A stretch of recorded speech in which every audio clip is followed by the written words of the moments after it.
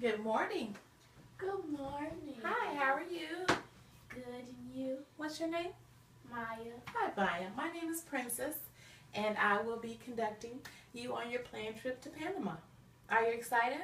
Yes. It's a wonderful country to visit. You'll definitely have fun there. It's been brought to my attention that there's a very important meeting that you're going to discuss with the Panamanians. Are you familiar? Have you been briefed on the subject?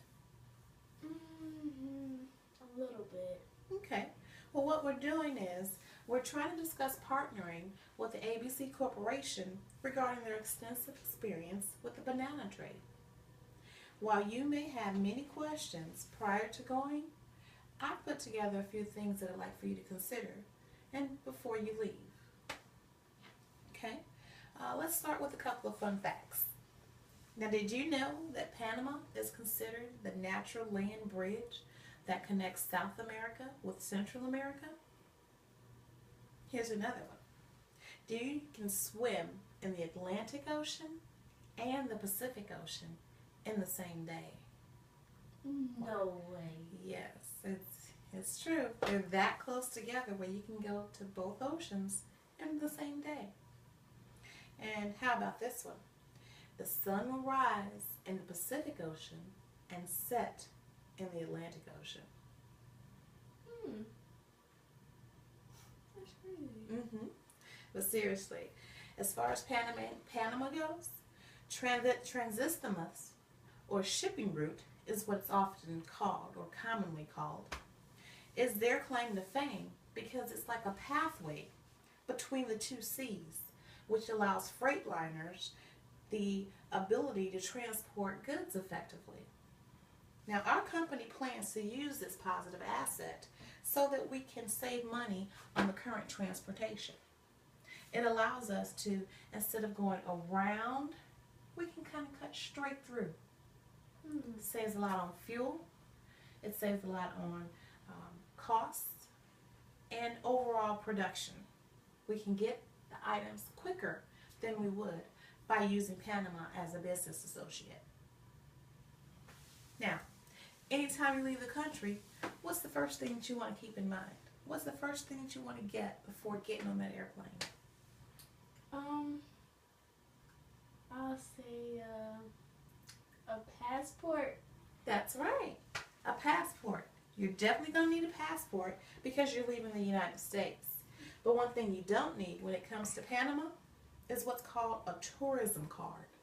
Sometimes tourism cards are what you have to get to indicate that you're only there for tourism, whereas in your case, you're going on business, so it's not going to be necessary for you to obtain one of those to go to Panama. However, I do know that you would need to have what's called sufficient funds at customs. They require that you have at least $500 in traveler's checks before you can enter the country.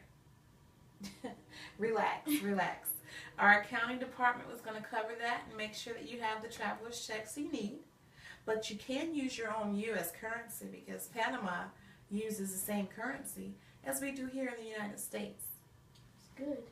But on the other hand, they call their currency Balboa. Balboa. Now, if you ever forget that, you ever watch the movie Rocky with Sylvester Stallone? Oh, yeah. Dun-dun-dun. That's a way to remember what to call their currency. So when you're out shopping or whatever, or fine dining, make sure that you use that term, how many Balboas? And they'll know exactly what you're talking about. Okay, now, as far as your meeting goes, it's set for 10 o'clock on Monday morning. It's going to be at the Sheraton Hotel, located in the heart of Panama downtown. So let's go over some of the basics. According to everyculture.com, the official language is Spanish. Now, I know what you may be thinking. Do I need to learn Spanish in just 3 short days? No. You can use English because English is widely used when it comes to business, when it comes to banking, and tourism. So there's no need to brush up on your Rosetta Stone app. Conversational Spanish would be a plus, but definitely not mandatory. So just the basic words would be okay. You don't have to worry about everywhere you go. Okay. All right. Now, the promptness is not important when it comes to Panamanians.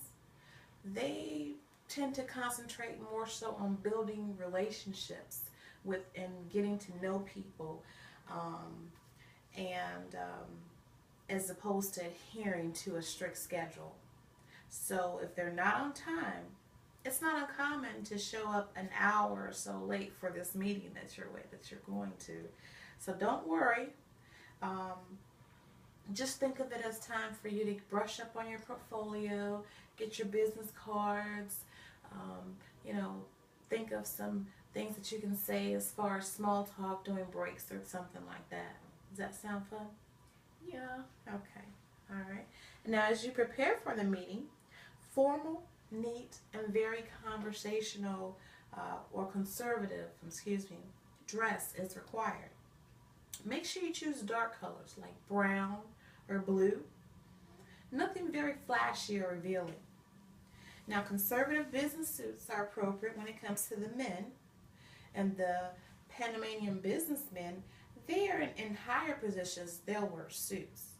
And that's how you'll be able to distinguish the higher positioned men versus the regular positioned men. But when you go, you want to wear a dress or a skirt and a blouse.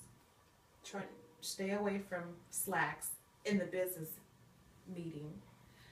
But make sure that none of your clothing is revealing or tight, because the personal appearance and the hygiene, it demonstrates professionalism. And we definitely want to work on that. Now, I know what you may be wondering. And yes, Panama is a very tropical country. Yeah. The temperatures can be up as high as 80 degrees early in the morning time. So don't let that hinder you from dressing conservative. I would suggest that you are wearing lightweight clothing, nothing see-through, but something lightweight like a linen maybe. And what that will do is that will help you with the conservative and also as far as staying dry and airy. Now, when you greet our prospective clients, remember, men only shake hands. So make sure you give a firm handshake, and that's it. But women, on the other hand, you can range from a handshake. They may want to give you a hug, or they might even give you a on the cheeks as a sign of saying hello. However, don't overdo it, because they are very formal when it comes to meeting strangers. So very minimal greeting in public and stiff manners are a plus. Make sure you bring your business cards and have English on the front, and then when you flip over, it'll be Spanish, translated, of course, as a sign of courtesy. And last but not least, make sure you use titles when you're addressing them directly. Now, in Panama, you would want to say Don for men, like Don Jones, or Donna for women, say Donna Jones. That is equivalent to how we would say Mr. Jones or Mrs. Jones. And doing that, that's going to earn their respect and their trust.